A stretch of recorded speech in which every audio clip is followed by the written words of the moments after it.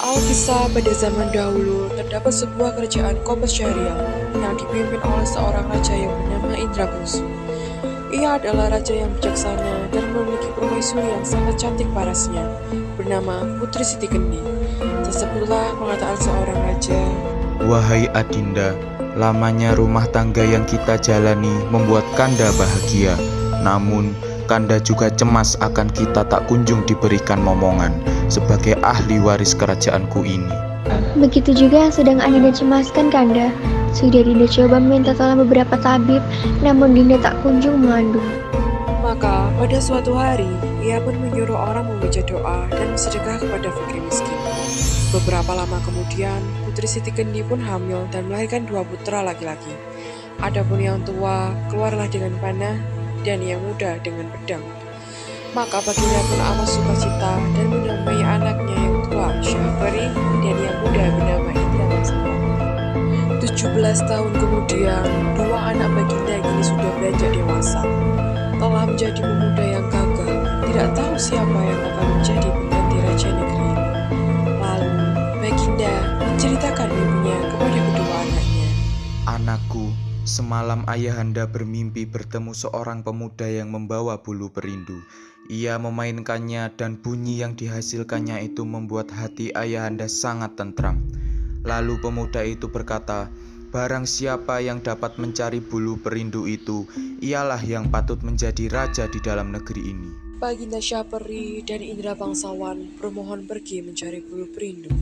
Mereka mulai memasuki hutan, naik turun gunung, masuk keluar rimba, menuju ke arah matahari. Setelah semalam mereka berkeliling hutan, turunlah dengan angin ribut, kelap kabut gelap gulita, dan tiada kelihatan barang satu pun. Maka Syahperi dan Indrabangsawan pun pergi berpisah. Setelah berteduh hujan ribut, mereka pun pergi saling mencari satu sama lain. Beberapa lama di jalan, sampailah ia kepada suatu taman dan bertemu sebuah mahligai. Ia naik ke atas mahligai itu dan melihat sebuah gendang. Tergantunglah gendang itu dibukanya dan dipukul. Tiba-tiba dia meninggal. Seorang yang melarang memukul gendang itu. Tolong selamatkan aku, tolong keluarkan aku, tolong keluarkan dari gendang ini, tolong siapapun, tolonglah aku. Syahperi yang terkejut mendengar suara itu langsung mengambil pisau dan ditorehnya gendang itu. Putri Ratnasari keluar dari gendang itu. Putri Ratnasari pun menceritakan bahwa negerinya telah dikalahkan oleh Garuda. Itulah sebabnya ia ditaruh orang tuanya di dalam gendang dengan suatu cembul. Di dalam cembul yang lain ialah perkakas dan dayang-dayangnya. Tak selang lama, datanglah Garuda itu. Ia mengembuskan panah beberapa kali, dan akhirnya Garuda itu pun mati. Setelah kejadian itu, Syahperi jatuh cinta kepada Putri Ratnasari. Akhirnya mereka pun menikah. Syahperi duduk berdampingan dengan Putri Ratnasari sebagai suami istri. Sedangkan Indrabangsawan mulai mencari kakaknya setelah terpisah angin topan. Ketika Indrabangsawan sedang mencari bulu perindu, ia pun memberitahu bahwa ialah yang memiliki bulu perindu yang dicarinya. Namun, nenek tua itu mengajukan syarat. Apabila kau menginginkannya, kau harus menyelamatkan rakyat di negeri antah berantah. Indrabangsawan bertemu dengan nenek tua. Itu melarang antah berantah yang dipimpin oleh Raja Kabir, dan ia harus menunggu Raja Kabir membuat sayembara, maka ia akan menjadi suami putrinya, Dewi Kemala. Setelah menyetujui syarat dari nenek tua itu, ia bergegas pergi ke negara antah berantah dengan menunggangi seekor kuda yang telah diberi nenek tua itu. Setelah Indrabangsawan sampai di tempat tujuan, ia mengatakan bahwa ia akan membantu melawan raksasa.